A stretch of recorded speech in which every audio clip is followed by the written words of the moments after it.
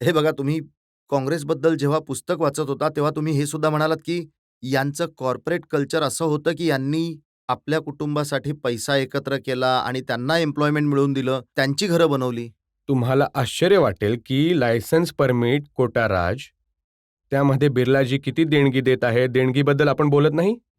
जितकी देणगी आली 1960च्या इलेक्शनमध्ये, 1962च्या इलेक्शनमध्ये, 1965च्या इलेक्शनमध्ये सगळी टाटा बिर्ला डालमियाने दिली आहे. सगळ्या लायसन्स परमिट कोटा राजमध्ये बिर्लाजी जे आहेत ते अँबॅसिडर बनवतील, बजाजजी जे आहेत ते स्कूटर बनवतील, दालमियाजी सिमेंट बनवतील, टाटाजी स्टील बनवतील. कुठल्याही बिझनेसमॅनला येऊ दिलं नाही. तर जेव्हा ह्या प्रकारच्या गोष्टी असतील तेव्हा तर मला वाचावे लागतील ना की मी तुम्ही काय केलंय. या सगळ्या गोष्टी कोण सांगतं तुम्हाला?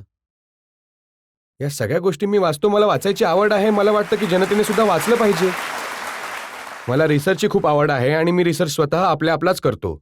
2 तास रात्री मी नक्कीच वाचतो जेव्हा मी झोपायला जातो.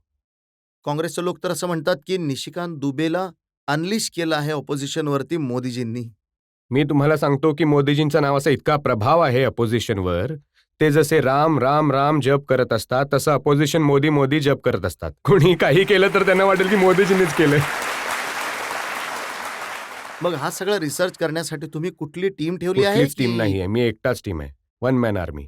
11 वाजल्यापासून ते रात्री 1 वाजेपर्यंत 2 तास मी रोज वाचतो आणि त्या वाचनाचा जो निष्कर्ष असतो तो जनतेला सांगतो.